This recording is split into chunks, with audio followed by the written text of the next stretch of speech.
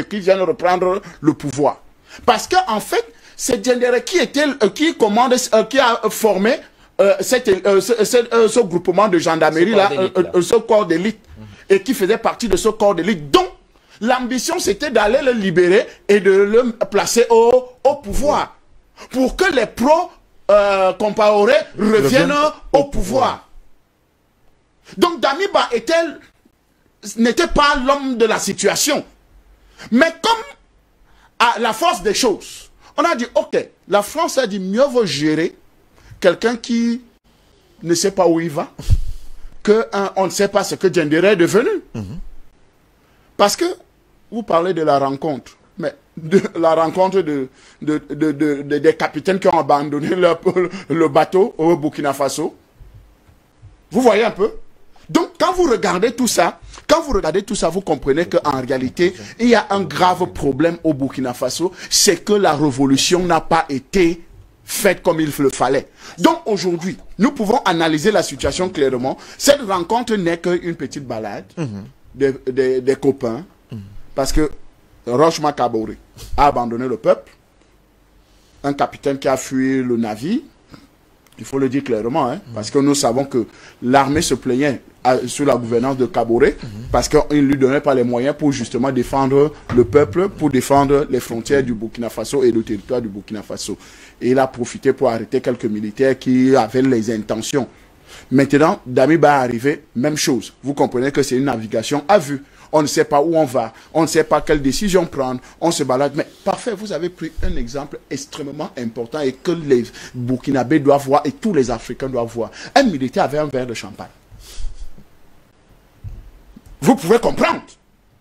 Nous saluons notre ami Edgar Alem Bengo qui était au tribunal, au TCS avec son champagne. Le contraire m'aurait étonné si l'allusion n'avait pas été faite. En tout cas, merci Christelle. C'est pour vous dire qu'il y a des gens qui sont appelés à un style de choses. Vous comprenez un peu? Mais pas quelqu'un qui vient montrer au peuple que non, nous sommes là pour vous. Nous avons pris le pouvoir parce qu'on dégageait l'incompétence pour prendre le pouvoir, pour remettre le pays sur des rails. Parce que c'est ça la révolution. La révolution, c'est justement dire que, ok, mais attends, l'ordre constitutionnel, la rupture de l'ordre constitutionnel, c'est pour justement rétablir l'équilibre entre le pouvoir et le peuple.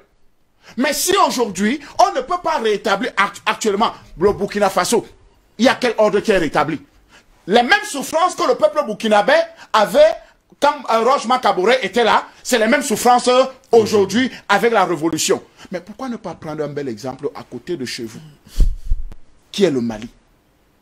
Le peuple souffrait de djihadisme hier, l'armée a pris le pouvoir, et aujourd'hui on ressent quand même une sérénité. Et une société civile qui s'exprime au quotidien, qui prouve, qui se mobilise. Et vous prenez, dès que la société civile veut se mobiliser, vous envoyez l'armée, vous envoyez les gendarmes. C'est quelle révolution ça? Voilà. La révolution qui se fait par le peuple est la bonne révolution. En tout cas, elle a été consacrée sur d'autres territoires, notamment au Mali. On revient au Burkina Faso donc, écran de fumée que cette rencontre inédite entre ces trois présidents. On continue à analyser cette rencontre. Il y a des dossiers quand même sous-jacents au Burkina Faso qui restent assez béants tant ils ont fait mal à ce pays, notamment le dossier Inatar. Nous sommes le 21 avril dernier, le 21 avril, une mine d'or d'Inatar est attaquée par des djihadistes. Environ 50 civils et quelques gendarmes sont morts. Ils se plaignent, du moins les rescapés se plaignent avoir demandé de l'aide, une aide qui n'est jamais arrivée. Le dossier avait été confié au président Kaboré, il est encore en exercice. Malheureusement, l'enquête ouverte n'a pas abouti. Le président Damiba aujourd'hui attend toujours les conclusions de cette enquête-là. Est-ce que cette rencontre vise un peu à camoufler les résultats de cette enquête que la population attend vivement quand même? Non, vous voyez, nous sommes en Afrique. On a l'impression que les réalités sont circonscrites en fonction des pays.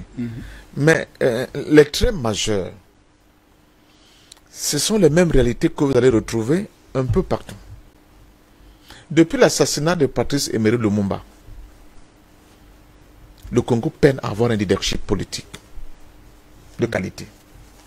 Depuis l'assassinat de Thomas Sankara, le Burkina Faso baigne dans une espèce j'allais dire, de négation même de la dignité africaine. Au point où les leaders successifs qui se sont succédés au niveau de la tête de ce pays, ça ne voit absolument rien. Donc comparer aujourd'hui jusqu'à ce monsieur. Je me reprends un peu, c'était le 14 novembre 2021 de l'exercice encore du président Kaboré.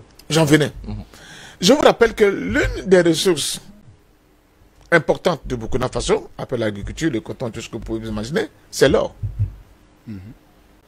Or, le Burkina Faso est accompagné par un pays qui encadre l'économie burkinabé par le franc CFA, par un certain nombre d'accords bilatéraux, mais qui ne parvient pas à aider le Burkina Faso à exporter convenablement son or pour aider ce pays-là à résoudre des problèmes existentiels même de cet État. Je vous rappelle que le Burkina Faso, à l'instar d'autres pays de la sous-région, vit aussi sur l'encadrement militaire des différentes forces de G100 Sahel, G1000 Sahel, G60 Sahel. Mais l'exploitation de l'or se fait encore par des mafias et des contrebandes qui ne disent pas leur nom. La production du Burkina Faso, à un moment donné, commençait à être une production quand même conséquente, qui aurait pu permettre ce pays-là de résoudre des différentes difficultés économiques qu'ils ont. Vous savez, le Burkina Faso est enclavé. Ils n'ont pas accès à la mer. Ils sont dans une zone semi-désertique, on peut dire, où le désert ne fait qu'avancer. Donc, où les populations sont dans des situations de souffrance extrêmement terribles. Parce que la nature ne les a pas assez gâtés, mais ils ont un sous-sol qui leur aurait permis justement de mettre en place un certain nombre d'initiatives dans le cadre de l'acquisition de la science et permettre justement, en accord avec les pratiques ancestrales, d'aider à repousser le désert et permettre des plantations, n'est-ce pas, des populations rurales qui continuent de produire assez pour nourrir le Burkina. Si l'un des pays qui sera lourdement frappé parce que les Occidentaux sont en train de préparer là, quand il n'y a pas de famine, ça va être le Burkina Faso. Alors, la question qu'on peut se poser, c'est que vous aurez 1000 enquêtes qui concernent cette affaire de l'or là, de cette mine là. Vous n'aurez aucun résultat probant. Je vous rappelle qu'au Burkina Faso, il y a un drame qui s'est produit. Des mineurs, n'est-ce pas, qui sont pendant des semaines et des semaines enfoncés dans le ventre de la terre, sont restés bloqués là-bas jusqu'à mourir. Ça n'a suscité l'émoi de personne. L'émoi de personne. Mais il suffit que quelques randonneurs se perdent dans un sous-sol, dans une cave, je ne sais pas, en France, c'est le monde entier qui, même la presse locale africaine va en faire les choux gras. Mais les mineurs qui font vivre, même avec les résidus, de la valeur réelle de leur effort qu'ils vont chercher dans le ventre de la terre, le Burkina Faso, ces gars étaient coincés là-bas. Même la presse de la CEDEAO, c'était presque comment dire ça, un blocus total pour ne vue l'information. On n'en a pas parlé. Il n'y a pas eu de moi. Il n'y a pas eu des gens qui sont allés marcher, je suis Charlie. Dernièrement, il y a une attaque contre un village au Burkina qui a fait plus de 100 morts. Ils ont commencé d'abord à masquer, et c'est 50 morts, non, après ils sont montés, c'est 60, c'est 70, il y a plus de 100 morts. Vous avez entendu? Des gens marcher. Vous avez vu les Ouattara envoyer avec les trémolos dans la voie, des messages, n'est-ce pas, de compassion vis-à-vis de ce pays-là. Voilà la réalité de notre Afrique. Donc, je pense qu'il faut oublier cette commission d'enquête-là. Elle ne produira rien. Parce que l'eau du Burkina Faso fait partie de nos grosses mafias, n'est-ce pas, qui est entretenue par les prétendus pays qui viennent sauver l'Afrique, parce que justement, ça permet de renforcer les coffres d'or de ces pays occidentaux. Ça permet d'entretenir une certaine classe politique vendue, n'est-ce pas, à cet Occident impérialiste. Ça permet d'entretenir certains mafias locaux qui donnent l'impression que le pays marche bien parce qu'eux, ils vivent bien, ils peuvent s'acheter des grosses voitures. Évidemment, comme les grands capitales de la rébellion ivoirienne avaient conçu des villas à Ouagadougou. Vous savez, c'était un gros marché, un scandale. Donc, jusqu'au jour d'aujourd'hui, personne n'a le courage d'aller s'attaquer pour mener une enquête réelle et essayer de définir les responsabilités. Donc, quand je vous parle seulement d'une unité politique de mon continent, les gens disent Ndom était un rêveur. Je dis oui. Je suis un rêveur parce que il faut rêver. Comme disait au Fouad Bonny, si on ne pouvait plus rêver, si on ne pouvait plus être amené à rêver, à quoi c'est vrai dans les étoiles? Il faut rêver grand pour son continent, il faut rêver puissant pour son continent, il faut rêver parce que notre continent a droit à ce rêve. Et nous ne rêvons pas seulement. Ce rêve-là, on peut le réaliser en un temps record. Il suffit un peu de volonté et un peu de courage. Ce que vit le Burkina Faso aujourd'hui est complètement inacceptable. Inacceptable. C'est l'un des pays les plus grands producteurs d'or dans cette sous-région. Mais comme elle est faite de manière artisanale, on n'en voit pas les bénéfices. On va vous parler de Ghana qui produit beaucoup d'or. On va vous parler de Mali parce que depuis un certain temps, ce société-là est en train d'être un peu bien organisé. Mais le Burkina Faso, c'est presque rien. On donne des concessions à des tiers et on laisse les populations villageoises se débrouiller comme elles peuvent, mais une fois de plus que cette or-là est sortie devant de la terre, elle est encore récupérée par ces mafias qui en font ce qu'elles veulent. Donc, ça participe de toute cette espèce de bérésinat politique, institutionnel, qui est devenu le Burkina Faso. Il n'y a plus de possibilités pour l'État d'organiser, justement, comme ce fut le cas de ce que tu mets sur la table avec cette enquête, réellement un pouvoir qui dirige, qui gère le pays pour le bien des Burkinabés. Non, on privilégie les mafias, on privilégie, n'est-ce pas, ces structures glauques dont personne n'en parle, qui continuent de profiter du Burkina Faso. Et justement, c'est pour cela qu'on ne voudrait plus qu'une certaine fierté, à l'image de Thomas Sankara, puisse être la tête de Burkina Faso pour remettre ce pays-là sur le rail, mais surtout pour se battre pour le bonheur des Burkinabés et des Africains en général. Voilà. Et on rappelle justement qu'à l'issue de ce putsch organisé par le lieutenant-colonel Sandaogo Damiba, la population avait applaudi des deux mains cette arrivée, salvatrice jugée alors comme telle à ce moment-là. Et il faut quand même dire, ça, ce sont les faits qui le montrent, même si peut-être vous l'analyserez de façon différente. Le procès, l'issue du procès de Sankara, de son assassinat, a connu un dénouement heureux quand même sous l'ère Damiba, le nouvel homme fort du Burkina. On se rappelle de cette décision de justice inédite elle aussi, le 6 avril 2022, où le président Blaise Compaoré ainsi que deux de ses plus proches collaborateurs, notamment Hyacinthe Kafando et le général Diendéré, ont été condamnés à 34 ans de prison. Compaoré à perpétuité et les deux autres à 34 ans de prison. Alors c'est une décision quand même qui a été prise sous l'ère Damiba. Est-ce que ce n'est pas du moins une bonne chose déjà à mettre à l'actif de ce président dont on ne lit peut-être pas l'horizon politique actuellement? Vous savez, Raymond ne peut pas arrêter le cours de l'histoire. Ce qui doit se faire se fera. Bien sûr. Mais ça s'est fait quand même. On a reproché cela à Kaboré. Il faut rappeler que ça a pris quand même 34 ans. Là, la justice a pris son temps. Les choses se sont accélérées. Il a pris le pouvoir le 24 février. Le 6 avril, on rendait un verdict. C'était déjà programmé. Donc, ce n'était pas une affaire de Damiba. D'ailleurs, il ne maîtrisait même pas encore les arcanes du pouvoir. Il ne maîtrisait pas encore les outils de l'État burkinabé. Vous savez, Damiba n'est pas ce que nous ne pensons. Damiba n'est pas arrivé à la tête du Burkina Faso parce qu'il a pensé. Il est arrivé, c'est le ticket, vous appelez ça quoi, hasardeux de la situation. C'est un ticket hasardeux. C'est quelqu'un qui est arrivé comme ça. On ne sait pas. Parce que même dans le rang des militaires, il n'est pas le plus correct. C'est ce qu'il faut se dire clairement. Même au rang des militaires, chez les militaires eux-mêmes. Mais comme il a reçu la protection la protection extérieure pour justement contrôler cette transition, pour contrôler ce conseil de transition, alors là, c'est pour ça qu'il est là. Et ce n'est que normal qu'il ne peut qu'obéir au doigt et à l'œil à ce que le pays protecteur. Vous ne voyez pas en Damiba un certain Assimi Goïta qui lui aussi est porté par le peuple et qui est là pour les intérêts de son pays? Bon, on a dit de rêver. Oui, on a le droit de rêver. Mais l'autre là, c'est un cauchemar. Cette comparaison est un cauchemar.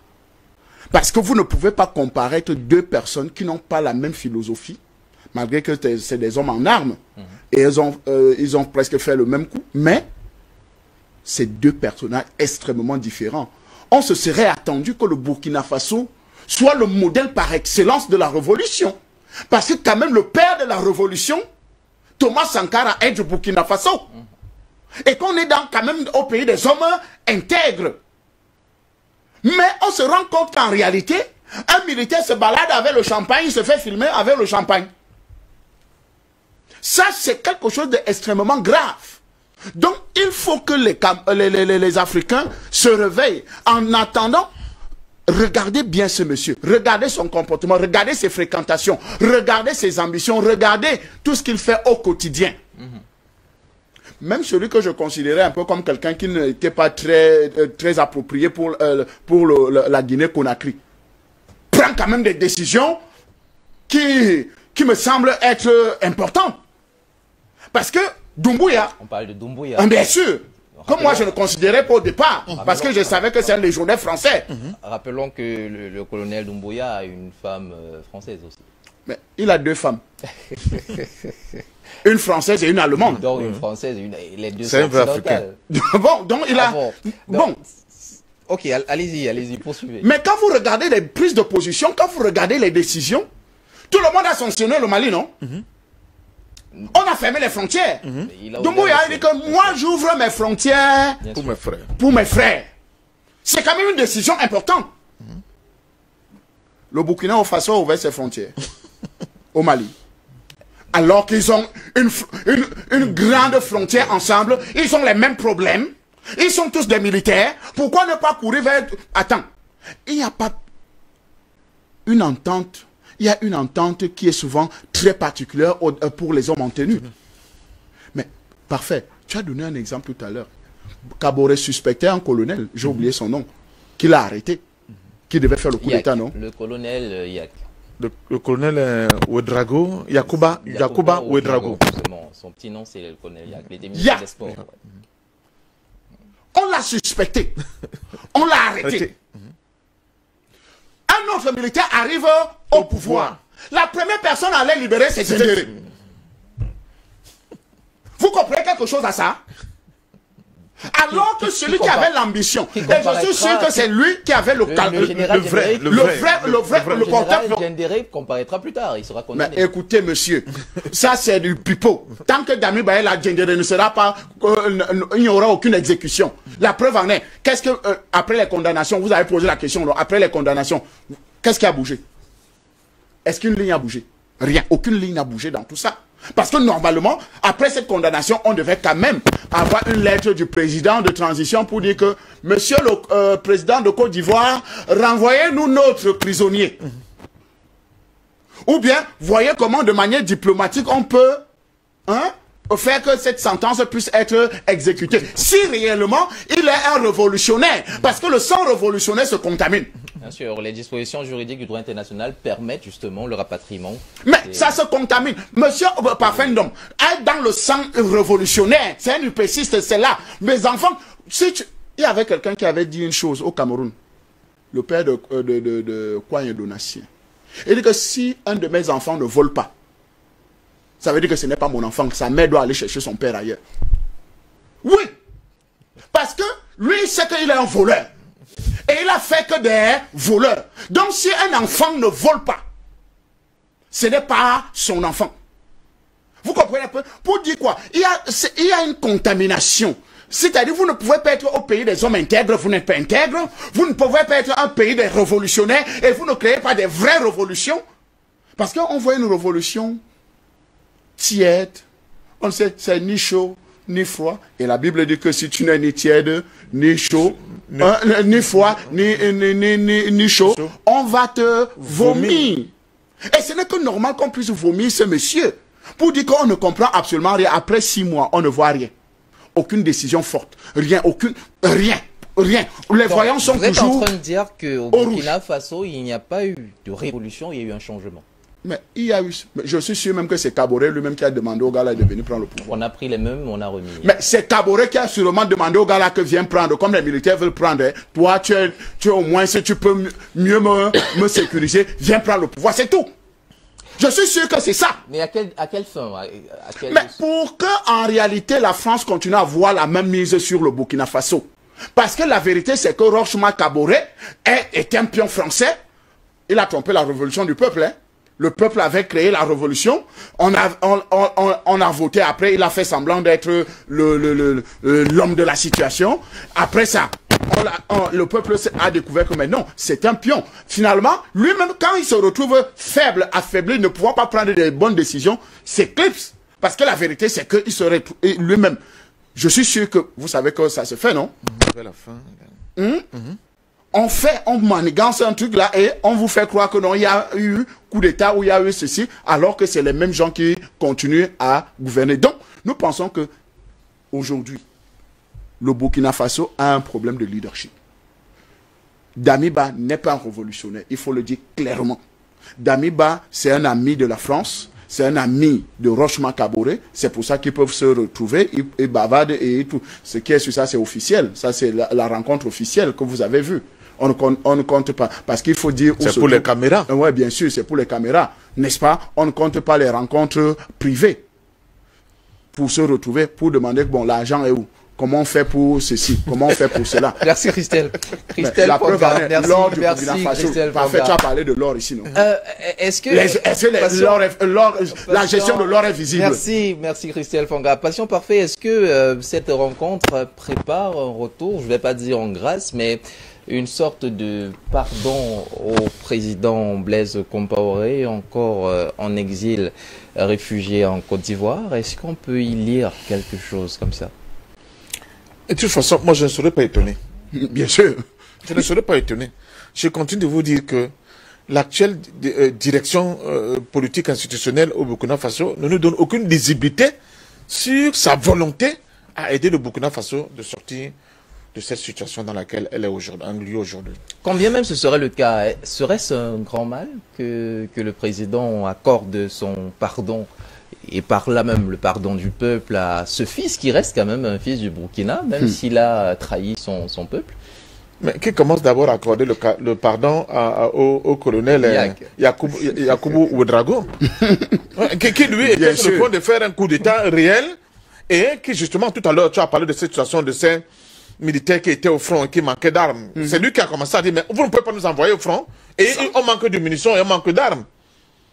Et il était respecté par les troupes qui étaient au front. Lui, par contre, on l'a pris, on l'a mis au Niouf, son frère d'armes arrive, il est incapable de le libérer. Il y a un problème. Je pense qu'il y a un problème à ce niveau-là. Bien sûr. Bon. Deuxièmement, moi j'ai eu la chance de rencontrer Madame Mariam Sankara, ou bien Myriam Sankara ici, lors d'une dédicace de livre écrit par le professeur Pondi. Et j'ai eu échangé avec lui, en lui posant la question, mais il y a un phénomène que je n'ai pas compris chez vous. Le peuple a fait la révolution. La révolution a abouti à des élections.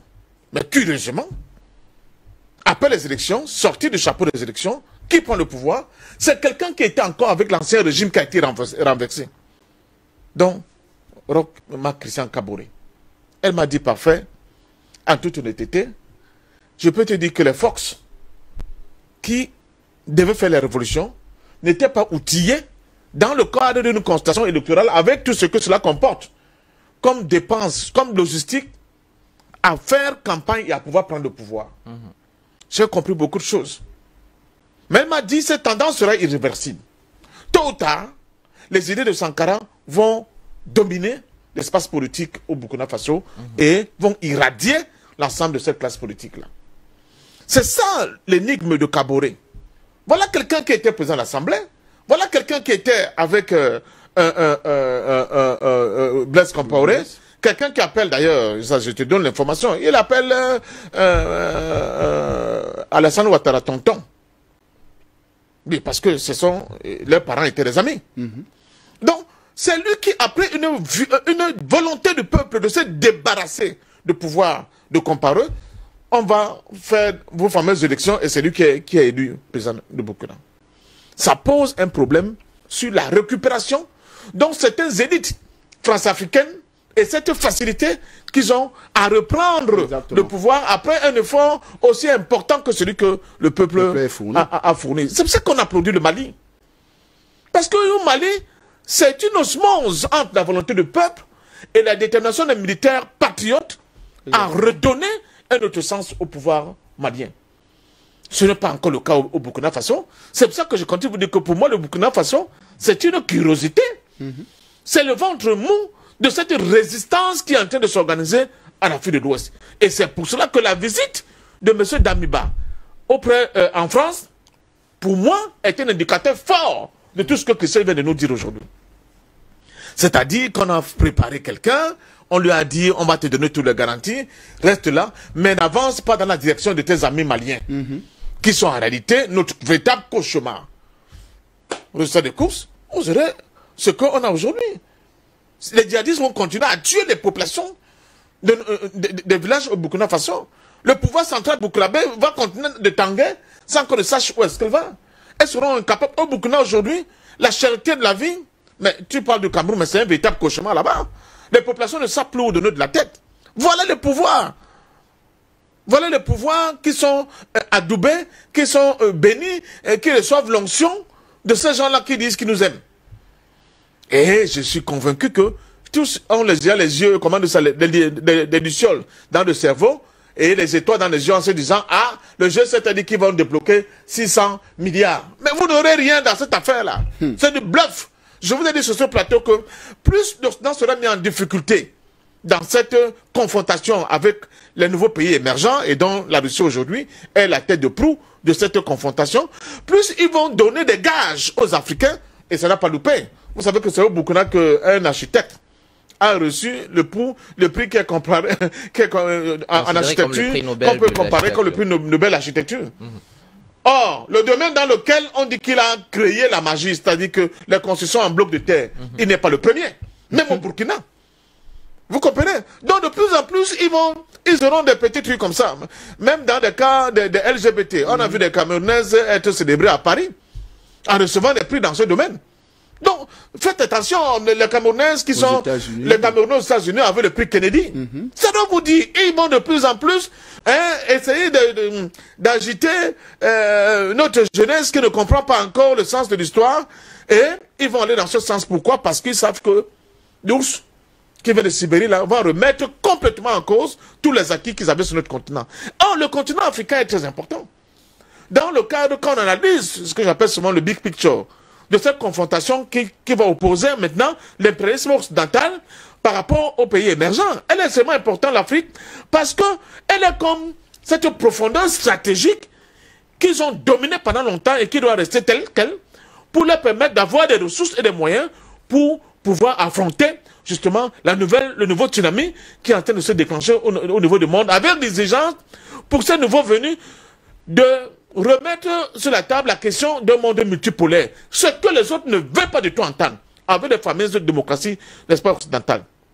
Donc, le Burkina Faso, effectivement, parce qu'elle est frontalier à un grand pays qu'on appelle le Mali, qui a pris notre option, dont le peuple malien a pris notre option, est évidemment un espace extrêmement important pour cette manigance, cette mafia internationale qui veut remettre les pendules en l'heure en détruisant complètement la volonté des peuples africains à se battre pour récupérer leur souveraineté. C'est comme ça qu'il faut lire, n'est-ce pas, cette attitude dansante, ce danseur de tcha-tcha-tcha, qui est la tête de Burkina Faso, qui est incapable de prendre des décisions qui vont dans le sens d'aider le Burkina Faso à aller de l'avant. Les gens ont tendance à penser que quand nous le disons, c'est parce que nous avons une haine viscérale contre qui que ce soit. Mais nous, on voit le monde, comment il avance. Nous voyons les atermoiements de certains de nos dirigeants à la tête de nos États. Alors que nous n'avons plus le temps, comme disait quelqu'un, nous n'avons pas l'éternité avec nous. Nous n'avons pas l'éternité avec nous. Surtout quand nous voyons un pays aussi important comme le Burkina Faso, avec des noms aussi importants comme le Kizerbo, dont on a fêté, je crois, le centenaire il y a quelques jours, comme Thomas Sankara qui demeure l'icône de la résistance et de la dignité africaine, qu'on voit des gens sortir de ce pays qui prétend être, n'est-ce pas, au même niveau que ces icônes-là, avoir cette attitude de mièvrerie. Alors, j'ai envie de dire que là, nous sommes en train encore de nous faire avoir, et c'est pour cela que je demande au peuple burkinabé de repartir à l'assaut. Il faut repartir à l'assaut avec la ferme détermination et conviction de remettre au pouvoir de véritables patriotes burkinabés, parce que je sais qu'il y en a, qui vont effectivement reprendre les rênes de la liberté, de la dignité et la souveraineté de votre pays pour protéger les intérêts des populations et du peuple de Burkina Faso. Parce que sinon, ce que nous voyons là n'est que l'excroissance de cette politique coloniale où Fokar venait donner des ordres aux chefs d'État africains. C'est ça. Et on cherchait toujours, on fait toujours l'effort de prendre le gars le plus... Comment tu appelles ça, Christophe Fanga? Le gars, le toto des totos, pour mettre à la tête de nos États. Après, on va l'enrober de tous les grands noms. Vous avez, nos chefs d'État avaient des noms. Le sage d'Afrique. Le beau Blaise. Au Fouet de Boigny. Oui, le sage d'Afrique. Le sage d'Afrique, c'était au Fouet de Boigny. Le beau Blaise, c'était Blaise Compaoré. L'intellectuel hors norme, c'était Senghor. On l'appelait comment on appelle, il avait un autre nom là, l'académicien. L'académicien. Même Bongo avait aussi son petit nom. Voilà comment ils font pour... On prend des gens inconsistants qui sont complètement à côté de la plaque par rapport aux enjeux et on les fait porter des toges et des palmes de grands maîtres, alors que l'Afrique est en train de souffrir, l'Afrique ne décolle pas, l'Afrique ne résout pas ses problèmes et nous, Africains, nous sommes là, nous applaudissons. Quand Senghor était venu à Douala pour affronter le grand Ernest Ouandjé, il en a eu pour son grade. Mais avant qu'il ait cette confrontation-là, ça de fait de quoi? Vous ne pouvez pas imaginer la propagande. L'académicien est venu. L'homme qui corrige les Français. Qu'est-ce que les Africains en foutent avec quelqu'un qui corrige les Français parce qu'il parlait bien la langue française? Nous, on veut se sortir de cette situation de dépendance dans laquelle nous sommes confinés depuis très longtemps. Cette cage de fer, on veut la briser pour être autonome et indépendant nous-mêmes et voir en fonction de notre expérience, en fonction de notre cerveau, qu'est-ce qui est bon pour nous pour pouvoir aussi tutoyer le reste du monde d'égal à égal. Et ça passe par un certain type de leadership, ça passe par des luttes multiples et variées, un certain type d'organisation qui est de plus en plus urgent sur notre continent. Et nous, je suis obligé de le dire, chacun de nous apporte sa petite pierre. Chacun de nous apporte sa petite pierre. Donc, la jeunesse ne dormait plus. Au Burkina Faso, ne dormez plus. Sinon, vous allez vous réveiller un jour, vous allez vous rendre compte que votre pays est plus que jamais privatisé, parce que justement, ceux qui sont à la tête de votre pays n'ont pas été à la hauteur de ce qu'ont été des monstres et des génies, comme Kizerbo, comme Thomas Sankara. C'est ça que le Burkina Faso, le pays des hommes intègres, a besoin aujourd'hui pour relever la tête et être de nouveau une référence sur le plan continental et sur le plan mondial. Voilà qui est dit et qui est bien dit. Il est 8h02 à Sétienga qui a connu un massacre littéralement. 79 personnes y ont perdu la vie après une attaque barbare des djihadistes. Le problème sécuritaire est resté d'actualité malgré la prise du pouvoir par les militaires emmenés par le lieutenant-colonel Sandaogo Damiba. Chose assez spéciale quand même dans cette prise de pouvoir, cette révolution de palais à coups de canon. La communauté internationale qui s'est profondue en critique lorsque pareille situation s'est passée au Mali est restée plutôt calme. Alors, on se pose la question quand même ce matin quant à cette entrevue qui a réuni le président qualifié de putschiste fréquentable par nos confrères de Jeune Afrique économique dans son numéro du 21 février. Alors, qu'est-ce que vous pensez? Nous continuons d'analyser cette entrevue. Passion Parfendum faisait appel justement à toutes ces mains qui devraient se mettre de concert pour l'édification de cet État unitaire fort du Burkina Faso.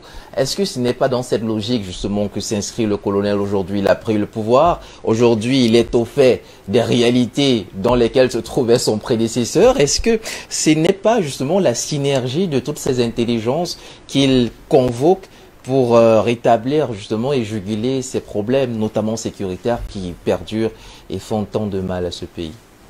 Alors, wow. Est-ce qu'on peut pas ouvrir au moins une parenthèse? Est-ce qu'on peut pas lui laisser une chance de penser que il est peut-être pris de court, mais voilà, il... L'éloquence de votre question me fait penser à beaucoup de choses. Je dis, si cette éloquence-là, vous pouvez la prêter à Damiba. Parce que c'est incroyable. Vous avez pris le pouvoir pour protéger les populations, pour protéger le Burkina Faso. Mais aujourd'hui, le Burkina Faso est devenu un brésoir. Un brésoir. En l'espace de 6 mois, c'est 5 attaques djihadistes, tout aussi meurtrières les unes que les autres. Donc, on braise les populations comme du maquereau.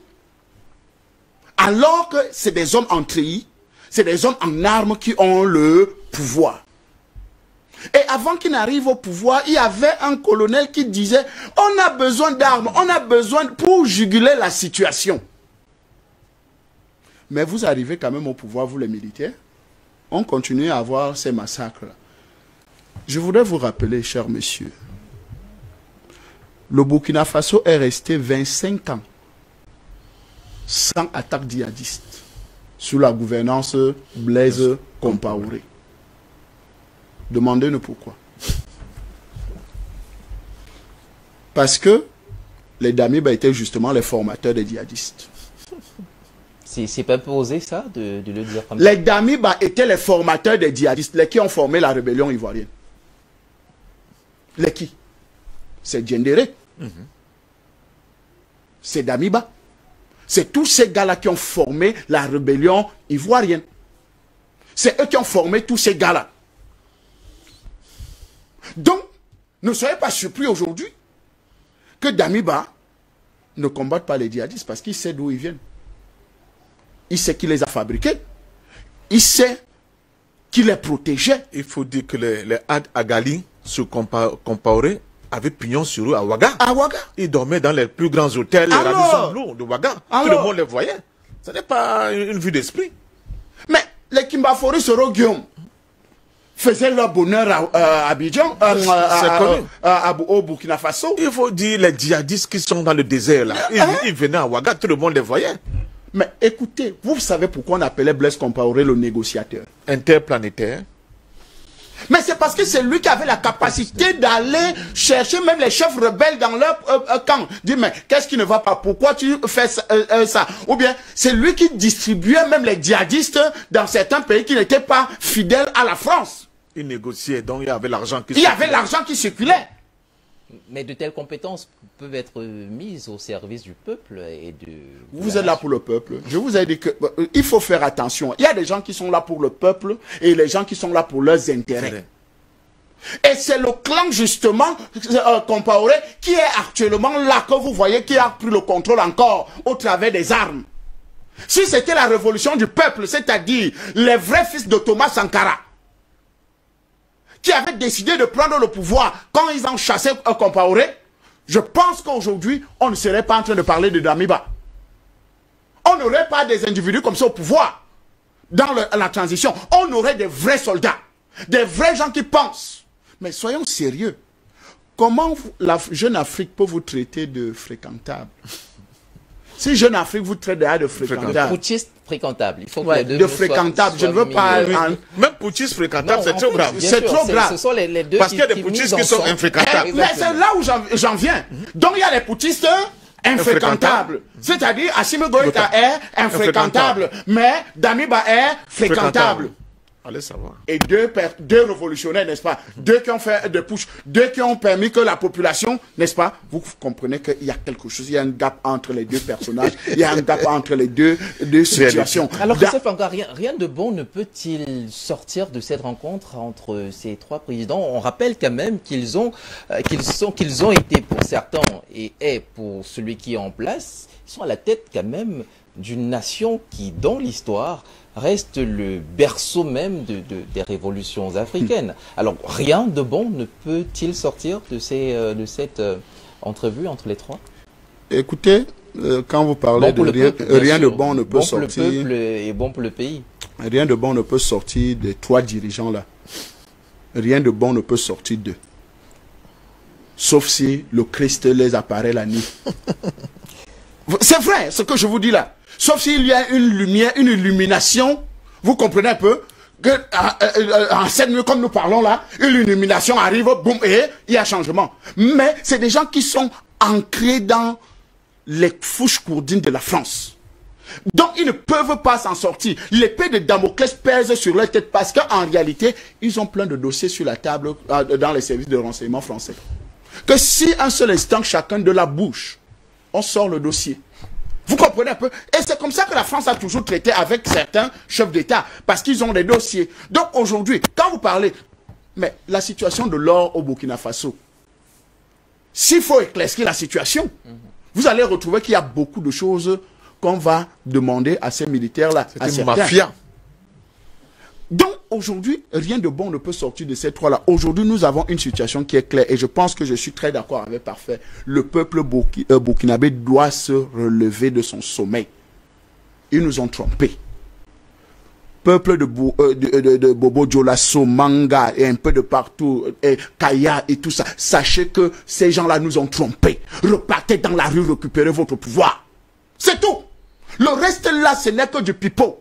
Comment on peut avoir un putschiste fréquentable et un putschiste infréquentable dans un même territoire, c'est-à-dire le Mali et le Burkina Faso qui sont des voisins et qui partagent même les mêmes cultures, les mêmes traditions. Mais l'autre est fréquentable, l'autre n'est pas fréquentable. Parce que les deux ont pris deux options bien différentes. L'option de Paris et l'option de Moscou. Voilà les deux options.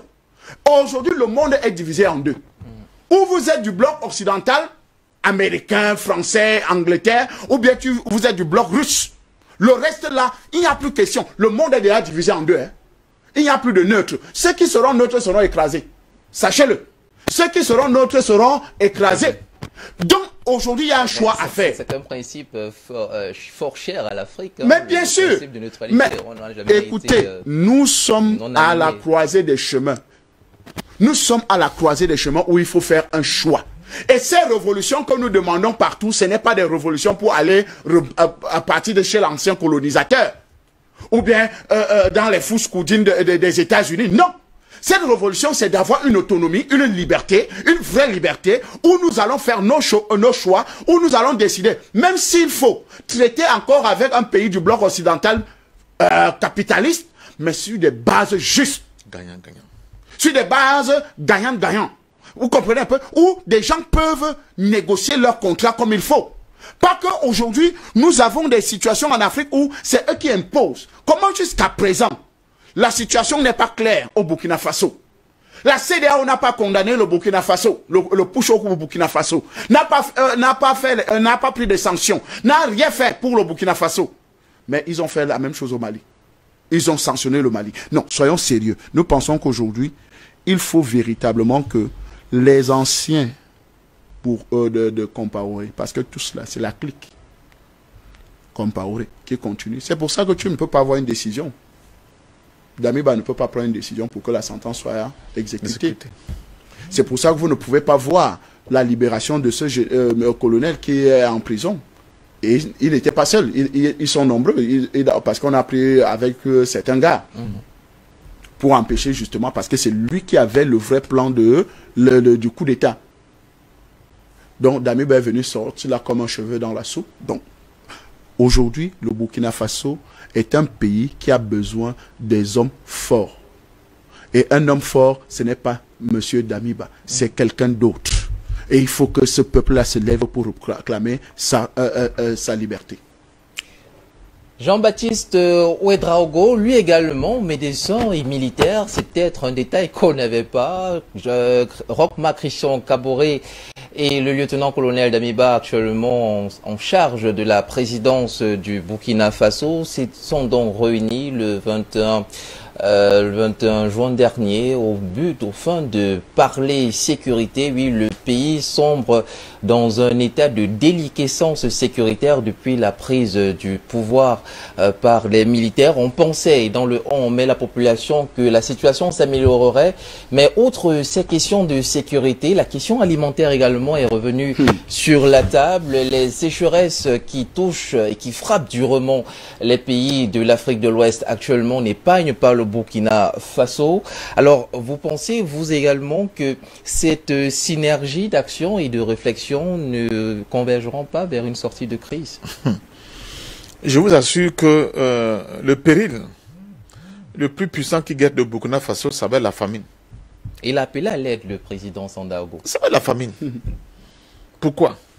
Parce que, vous savez, il n'y a pas de sérénité, un continuum de sérénité au niveau de l'exécutif, n'est-ce pas, de ce pays, pour s'attaquer au véritable problème de développement qui commence d'abord par la capacité de ce pays-là de nourrir sa population. Clair. Et il y a un ancien, un Burkinabé, dont j'oublie le nom, qui avait remis, n'est-ce pas, sur la sellette, des techniques ancestrales pour repousser le désert et faire reverdir ce désert-là, et redonner place à l'agriculture dans ces zones rurales.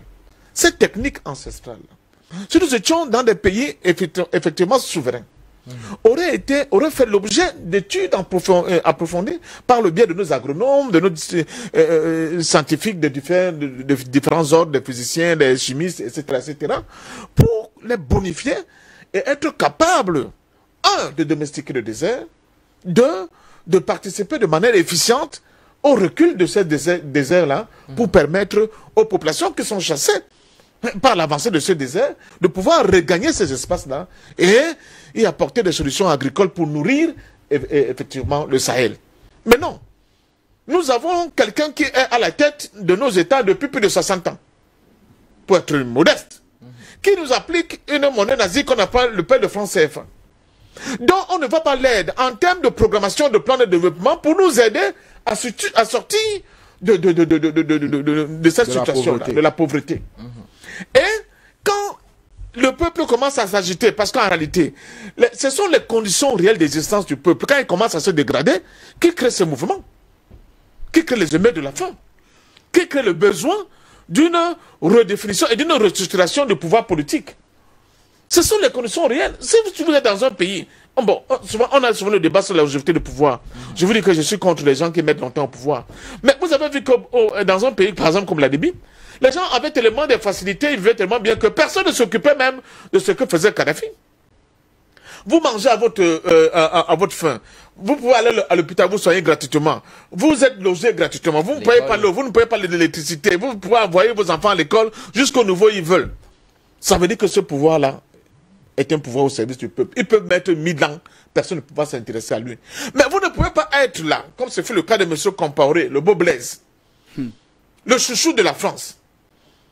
Et vous voyez des périls qui arrivent, qui vont menacer votre peuple, et il n'y a aucune solution pour vous aider à essayer d'endiguer ces périls-là, et vous croyez que le peuple va rester comme ça indéfiniment à vous regarder, avec les situations de famine, d'incertitude de lendemain, etc., etc. Donc le problème de ces gens qui se battent pour le pouvoir au Burkina, c'est qu'ils ont oublié qu'il y a l'essentiel. L'essentiel, c'est qu'il faut donner des conditions de sécurité, dans la sécurité alimentaire à leur peuple. Alors, donc ce n'est pas, ça va pas être les agitations de Paris qui le prennent, qui lui offrent du champagne et dont on fait la publicité, qui vont mettre de côté ces exigences profondes du peuple. Justement, parlant de cet essentiel-là, est-ce que cette entrevue n'ouvre pas la voie? Parce qu'il y a un homme quand même dont on ne parle pas beaucoup, le Jean-Baptiste Ouédraogo en question, elle l'un des premiers présidents, entre guillemets, de la Haute-Volta, c'était encore ça en 1980-1983. Il avait pour Premier ministre un certain Thomas Sankara. Oui. Est-ce que la présence justement donc au milieu de ces deux entités politiques ne vient pas rassurer quelque peu l'opinion publique quant à un nouveau Burkina Faso tel qu'on le veut? Mais vous savez qu'après Ouédraogo sera écarté de pouvoir par Sankara. Bien sûr. Ça veut dire que Ouédraogo était dans le même filon comme les Damiba. C'est-à-dire les gens qui sont mièvres là. Il n'est ni chaud ni froid. Il ne prend pas de décision qui conviennent pour essayer de résoudre le problème. Mais le problème de Burkina Faso est très important. Hein. C'est un problème, le Burkina Faso, ce n'est pas le Cameroun, où il a plu comme la pluie à Douala. Le Burkina Faso a des régions où vous faites une année, vous ne voyez pas une goutte de pluie qui part du ciel pour la terre. Hein. Ben, il faut faire attention. Et le désert ne fait qu'avancer.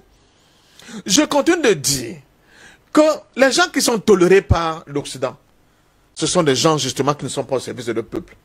Chaque fois que vous essayez de prendre des décisions qui vont dans le sens de l'intérêt du peuple, vous devenez leur ennemi. Pourquoi? Ils ont intérêt que chez nous, ils puissent toujours intervenir.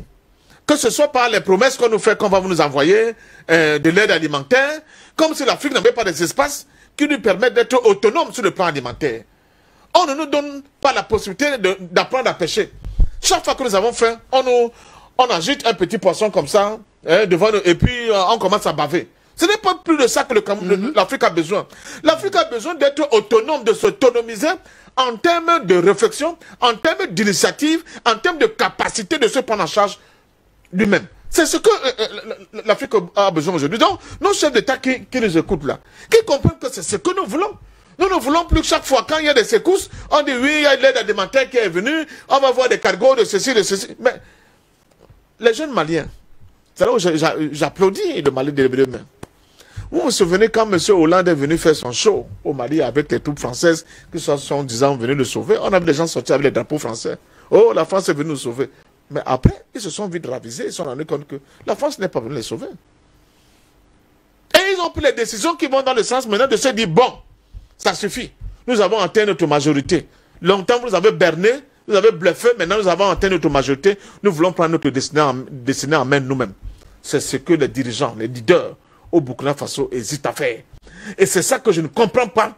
Pourquoi quelqu'un qui est dans l'optique de ce que tu dessines, c'est-à-dire faire une grande cohésion nationale, en faisant venir les anciens qui ont été au pouvoir pour la recherche des solutions communes pour se sortir de cet enfer dans lequel ils sont plongés. Pourquoi il ne sort pas son frère d'armes? Je continue de me poser la question. Yacouba Ouedraogo. Pourquoi il ne sort pas?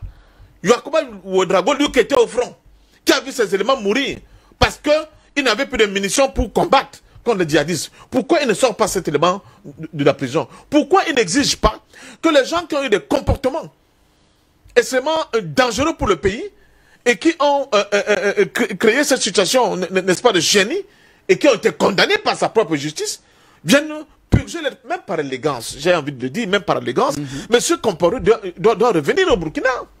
C'est quoi cette affaire-là? Quelqu'un qui a dirigé longtemps un pays et qui nous ressassait, n'est-ce pas, en nous rabattant les oreilles que il faut, comment les institutions doivent être respectées. Maintenant, les institutions, par le biais de la justice, prennent des décisions. Cette justice-là même, lui-même qu'il a organisée et structurée, mais qui, maintenant que ça le frappe, il est incapable, un homme dit, un homme courageux, de venir dire, mais voici, je me mets à la disposition de la justice de mon pays et je suis prêt à subir les sentences de mon pays. Dans ce cas-là, j'aurais été le premier à demander au président, même l'actuel Damiba, au vu de l'âge de Compaoré et de son état de santé, de chancelier dont tout le monde connaît, de ne pas l'envoyer en prison, mais peut-être de le mettre en résidence surveillée pour qu'il continue d'avoir dans la dignité des traitements qu'il faut et des possibilités justement de vivre ces derniers jours décemment. Je serai un des premiers à défendre cette thèse-là.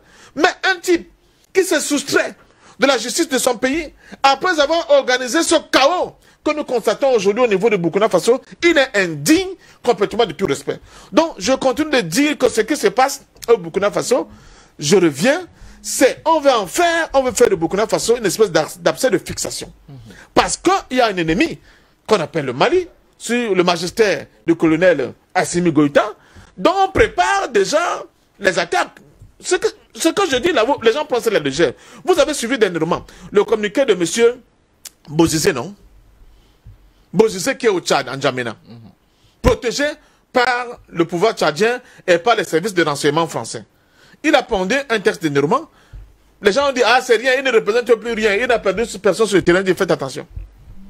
Faites attention, que Touadéra fasse très très attention et qu'ils prennent au sérieux les menaces de Bozizé qui a dit la transition en Centrafrique doit se faire sans Touadéra. Il faut faire attention. Ce n'est pas des paroles en l'air. Et avant qu'ils le disent, il y a certains groupes armés qui ont dit qu'eux ne sont plus du tout liés par les accords qui apportent la paix là aujourd'hui. Donc, c'est un ensemble, parce que vous croyez que vous allez vous défaire de ces gens qui nous ont dominés longtemps comme ça, tout simplement parce que nous allons changer, n'est-ce pas, de représentation et de direction de pays. Non, pour ces gens-là, c'est une affaire de vie ou de mort. Je continue de vous dire que pour l'Occident, perdre notre continent est une affaire de vie ou de mort. C'est pour cela que le Sénat français, qui avait envoyé ses experts ici enquêter sur notre continent, ils sont passés par le Cameroun, ils ont pondu un rapport qui est intitulé « L'Afrique est notre avenir ». Et je vous avais dit, cela veut dire que c'est une déclaration de guerre qu'ils ont envoyée à notre continent et aux générations futures. Si les gens le prennent à la légère, tant pis pour eux. Et nous voyons ce qui se passe au Burkina Faso aujourd'hui pour justifier justement que pour eux, puisque nous sommes leur avenir, il est hors de question que nous puissions avoir une once de souveraineté chez nous, nous permettant enfin de protéger nos intérêts et les intérêts de notre peuple. Merci. Passion Parfum d'Homme, ça me donne la possibilité de prendre quelques messages laissés sur notre page digitale des combattants, eux également, qui réagissent quant à notre problématique de ce matin. Je commence par Fabrice Yomi qui dit que le président Damiba roule pour la France. Ce n'est pas un panafricain, il joue le jeu de la France. Notre commentaire, Thomas Sankara, du moins c'est signé ainsi. Il dit Damiba est surtout un illuminé de Saint-Cyr, un vrai franc-maçon. Je pense que tous convergent vers vos analyses. Al-Siddiq Diakité qui lui dit que tout président qui défend les intérêts de son pays aura toujours des problèmes avec la France. C'est ça la vérité. Quelques réactions justement qu'on a triées sur le volet. Vous continuez à nous suivre sur notre page IBS TV, sur Facebook. On sort de cet entretien avec vous, Christelle Fanga. Alors, ce triumvirat qui aujourd'hui cristallise encore la scène quant à savoir quels sont les dessous, les tenants et les aboutissants de ce qui pourrait ressortir de cette entrevue entre ces trois présidents. Est-ce que, selon vos analyses, on s'acheminerait peut-être vers une autre révolution de palais, peut-être à coup de canon encore au Burkina Faso? Alors, ce n'est pas exclu. J'ai une image dans mon esprit. Quand le lièvre se lève le matin, il fait une prière. Seigneur, protège-moi. Le lion fait la même chose. Quand le lion se lève le matin, il fait une prière. Seigneur, nourris-moi. Je pense qu'on me l'a fait un jour. Des deux, qui des deux sera exaucé? Sera exaucé. Ok, dites-nous, c'est quoi le rapport avec le Burkina Faso? Le rapport, c'est simple. Vous avez parlé de 3 présidents, de ces 3 lièvres. Ah. N'est-ce pas? Et nous, le peuple, c'est-à-dire le vrai peuple du Burkina Faso. Parce que je suis burkinabé. Laissez les frontières, laissez les machins, je suis burkinabé. Il est l'heure que les vrais sankaristes, les vrais révolutionnaires, les vrais Africains prennent leur destin en main et mettent hors d'état de nuire ces lièvres. Parce que c'est un conglomérat de lièvres. C'est un conglomérat de personnes qui sont toujours là pour vendre l'Afrique à l'Occident pour leurs propres intérêts, pour leur propre protection. Parce qu'ils ont toujours le parapluie occidental, le parapluie français. Mais que la pluie qui va tomber au Burkina Faso transperce ses parasols, transperce ses parapluies. Oui, parce que ça sera de la grêle. Ça ne sera pas seulement les gouttes de pluie, ça sera de la grêle. D'accord. Donc, chers frères, nous sommes de tout cœur avec vous. Nous pensons à une Afrique unie, gagnante, avec des vrais Africains qui gardent des vraies valeurs pour le développement de notre continent. Donc, apprêtez-vous, repartez sur le champ de bataille parce que la bataille n'est pas terminée. C'est jusqu'à ce qu'on obtienne la victoire totale. La victoire totale sur tous ces France-Africains, sur tous ces légionnaires français, sur tous ces gens-là. Vous savez, quelqu'un vient de vous envoyer un message, là, c'est les gars de Saint-Cyr. Et vous savez, quand vous sortez de Saint-Cyr, il y a d'abord l'initiation. Alors, je ne veux pas jouer les trompettes, mais Doumbouya, que vous n'avez pas adoubé, mais que vous appréciez mieux que Damiba et de Saint-Cyr aussi. Non, je vous ai dit une chose. C'est l'exception. J'ai dit, je vous taquine, j'ai pris juste un exemple que quand même, on a vu des gestes qui annoncent que c'est possible. Et vous savez que Damiba a pris le pouvoir grâce aux pouvoirs africains. Doumbouya, il faut le dire, peut-être vous ne le savez pas. C'est un marabout qui a arrêté Blaise Compaoré et vous le voyez sur toutes les photos et c'est lui qui dirige Doumbouya. Sur toutes les photos, vous allez voir, c'est lui qui était au devant de la scène. Donc, c'est à partir des pouvoirs africains qu'il a, Doumbouya est là. Donc, parfois, lui-même peut être remis, on peut le rappeler alors à certains moments. Il faut dire qu'il est dans la confrérie dans laquelle d'ailleurs était aussi Alpha Condé. Ils sont tous les deux notables de la chefferie de leur village. Ce sont des frères, hein? Bien sûr. C'est l'oncle. Condé est l'oncle de Doumbouya. Voilà. Donc c'est un peu ça. Donc c'est des situations que on peut analyser autrement, mais nous savons quand même qu'il y a des évolutions. Et des évolutions là, on voit par rapport, et c'est pour ça que j'ai failli oublier. Quel est le rôle du Moro Naba aujourd'hui au Burkina Faso? Parce que vous savez...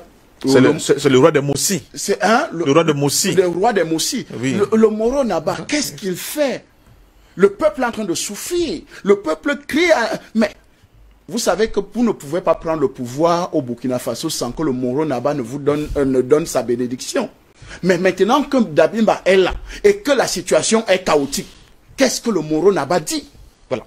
Alors, on a compris que le peuple devrait continuer le combat, qu'il n'est pas terminé et qu'il y a encore des choses à faire. Mais vous avez également parlé d'évolution dans la pensée et dans la méthode et on sortira par là en 30 secondes. Est-ce qu'il n'y a aucune chance qu'on devrait donner à Damiba, aucun crédit ne peut lui être accordé? Ne peut-il pas lui également évoluer dans la pensée si d'aventure il est anti-africain comme certains veulent le croire? Ne peut-il pas, lui aussi, faire de bonnes choses pour son pays?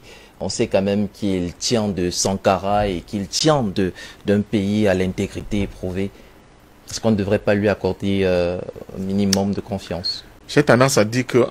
Ça fait seulement 6 mois qu'il est là en même temps. Par principe, il ne faut jamais désespérer de l'homme. Et le cas de Doumbouya est là pour nous montrer que des hommes grands, même quand ils sont passés par des confréries étrangères, ils ont été formatés, mais au vu de la misère de son peuple, au vu des souffrances de son peuple, il peut se rebeller contre eux. Ces gens-là qui l'ont formaté, qui lui ont enseigné l'ordre ésotérique, et se dit que je m'en fous de tout ça. Je jette tout ça à la mer à partir du moment où c'est moi qui suis en train de souffrir ici. Et c'est ça que nous avons apprécié dans la grandeur de Doumbouya, de refuser d'appliquer les sanctions de la CEDEAO qui tendaient à asphyxier complètement le Mali économiquement. Et ce Doumbouya continue de poser des actes. Il a envoyé des troupes au Mali pour combattre auprès de ses frères maliens. Ce sont ces actes-là que nous jugeons par pièces, les actes qui sont posés par nos dirigeants. Le cas de Damiba nous intrigue. Je vous ai dit tout à l'heure que je ne sais pas dans quel cas le mettre. Mais si par extraordinaire, comme je le disais tantôt, on ne peut pas décider de l'homme, il en vient après avoir écouté tous nos coups de gueule, là, cette rage-là, n'est-ce pas, que nous exprimons, mais qui n'est que le fruit de la souffrance du peuple burkinabé, que ce frère-là nous fasse, l'honneur, j'allais dire, la surprise de rentrer dans le combat pour la résistance africaine et pour la reconquête de la souveraineté du Burkina Faso, mais nous allons en produire de demain. Bien sûr. Si nous avons émis ce vœu-là pour quelqu'un comme Ouattara, ce n'est pas pour lui qu'on ne le ferait pas. Mais nous le disons, le chemin que tu empruntes là est mauvais. Il ne va pas t'aider à sortir ton pays de cette situation, de cette cage de fer dans laquelle nous sommes enfermés depuis très longtemps. Il faut avoir le courage, parce que vous êtes un militaire, de prendre en main vraiment les bonnes décisions pour permettre à votre pays d'aller de l'avant. Et pour cela, vous êtes obligé de coopérer avec votre pays frère qu'est le Mali. Les Maliens ne sont pas fous. Mais c'est même étonnant qu'ils ne sont pas fous. Vous devez coopérer avec le Mali. Arrêtez de vous lancer dans des diatribes pour expliquer que vous n'êtes pas obligé de faire exactement comme le Burkina, comme le Mali. D'accord. Mais vous faites donc quoi? Les morts ne font que s'accumuler. Les djihadistes ne font que prendre de l'espace. Ce pays étranger-là, qui soi-disant vous protègent. On ne voit pas en quoi ils vous protègent en vous apportant des solutions. Je vous dis que vous avez vu, le Mali est rentré dans le club fermé des pays africains qui sont dotés, n'est-ce pas, des avions de chasse supersoniques. L'Algérie vient de recevoir un avion de surveillance hors pair. C'est ça la coopération. Exactement. Il faut qu'on voit les dividendes de cette coopération-là. Donc je sors en disant sincèrement que nous ne sommes pas contre un Africain quel qu'il soit. Bon, je tape ma main là, ça veut dire pas que je suis maçon. Bon, c'est pour faire parler mon cœur. Nous ne sommes pas contre un Africain quel qu'il soit, mais nous disons, nous ne pouvons pas non plus nous contenter des errements et surtout de l'aplavantisme de certains de nos dirigeants. Nous serons obligés de leur dire que le chemin qu'on peut n'est pas bon parce qu'il ne produit pas des solutions à notre état de soumission, d'assujettissement dans lequel nous sommes informés depuis les temps immémoriaux des différentes traites et de la colonisation. Et ainsi, nous mettons en terme à ce débat. Il est 8h34 à Ouagadougou. On était là-bas avec vous, chers téléspectateurs, et on continue à vous exhorter à regarder DBS Télévision. Non, c'est un phénix qui ne mourra jamais. Peu importe les attaques qu'il recevra, vous pouvez être sûr que DBS, lui, ne trahira pas le combat. Merci à vous Christelle Fonga, merci à vous Patient Parfendum. Bonne guérison aux combattants Dr Benny Chris et bon rétablissement également à Dr Iyamb. Alors un concours particulier quand même à ceux qui nous suivent, ce sont véritablement des internautes qui de tout instant, notamment Constant Alexandre Zéondo du Gabon, on a DS Morka depuis la Suisse, on a également un qui s'inquiétait de notre retour, mais on est finalement là, et Messaïn Touan, sans oublier celui qui nous envoie ce message, je retrouve rapidement son nom, la réalisation, voilà, Tati Solat Jean. Allez, merci en tout cas d'avoir suivi ce débat panafricain, nous serons encore là demain, ayez confiance, à demain.